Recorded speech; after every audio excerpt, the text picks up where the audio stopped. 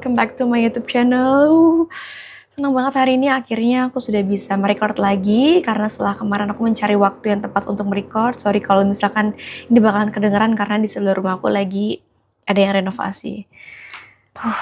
So, apa kabar kalian semuanya? Aku harap kalian dalam keadaan yang baik, sehat, dan bahagia pastinya. Setelah kemarin aku sudah membahas buku Grit, dan di kesempatan ini aku membahas buku yang gak kalah keren, gak kalah menginspirasi. Buku ini juga berhasil menarik perhatianku. Buku ini mengajariku tentang untuk menstabilkan ego dalam diriku sendiri. Dan seperti tersirat, this is about not only you. Buku ini berjudul Ego is the Enemy by Ryan Holiday. Gak peduli siapapun kamu, this book is for you, for me, for us, and it's for everyone. Setiap manusia pasti memiliki egonya masing-masing dan memiliki tingkatan ego yang berbeda-beda. Saat mereka mempunyai ego yang tinggi, mereka bisa disebut dengan orang yang egois. Lalu, apakah ego dan egois itu sama? Tentu jawabannya tidak. Ego merujuk pada diri manusia, kesadaran diri, dan identitas pribadi. Sebuah bagian dari kepribadian yang sehat dan penting untuk membuat keputusan yang bijak, serta mengelola emosi-emosi. Ketika ego seimbang, seseorang akan merasa percaya diri dan terkendali. Sedangkan egois merupakan sifat atau karakter seseorang yang terlalu fokus pada kepentingan diri sendiri, mengabaikan kebutuhan perasaan orang lain, dan ia cenderung menganggap dirinya lah yang terpenting, mengutamakan pribadi di atas segalanya. Mungkin lebih gampangnya kalian mungkin pernah sering dengar narsistik. Ego adalah penghalang terbesar untuk menggapai kesuksesan dan pertumbuhan seseorang, karena menyebabkan kesombongan, ambisi yang kosong, dan haus akan validasi dari orang lain. Buku ini juga mengajarkan untuk bagaimana kita untuk mengendalikan ego melalui kerendahan hati, kedisiplinan, dan kesadaran untuk meraih kesuksesan. Ego dalam konteks ini bukan hanya sekedar rasa percaya diri, tapi kesombongan, sikap egosentris, dan rasa lebih tahu yang merusak hubungan dan peluang.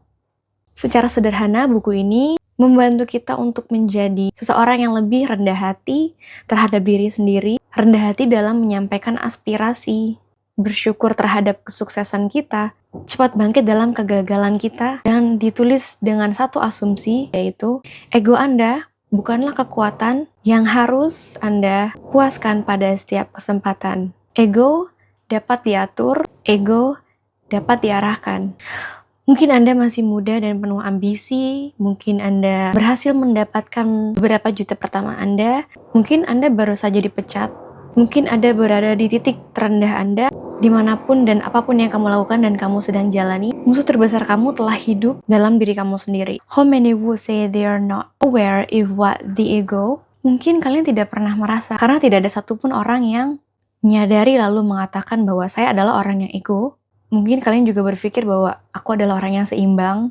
Tapi bagi orang yang mencapai ambisi, kendali, dan potensi, ego menjadi salah satu cara untuk mewujudkannya. Dan ini yang menjadikan kita untuk menjadi seseorang yang pemikir, pelaksana, dan kreatif.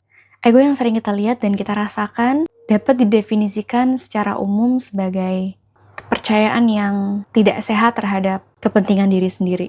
Sombong, narsistik, ambisi yang berpusat pada diri sendiri. Mungkin kalian sering dengar dengan NPD atau Narcissistic Personality Disorder atau gangguan kepribadian narsistik. Namun kita tidak bisa menyimpulkan bahwa orang tersebut adalah orang yang NPD karena kesimpulan tersebut hanya bisa dibuat atau divonis oleh profesional kesehatan mental setelah melakukan diagnosis secara mendalam. Bill Walsh menjelaskan bahwa kepercayaan diri menjadi kesombongan, ketegasan menjadi keras kepala, dan keyakinan menjadi ketidakpedulian. Dan itulah ego. Seperti yang dijelaskan oleh penulis Cyril Connolly, ego menarik kita ke bawah seperti gravitasi. Kebanyakan dari kita bukanlah orang yang egois, tapi ego ada di setiap manusia. Ego selalu ada di setiap akar permasalahan dan halangan yang ada.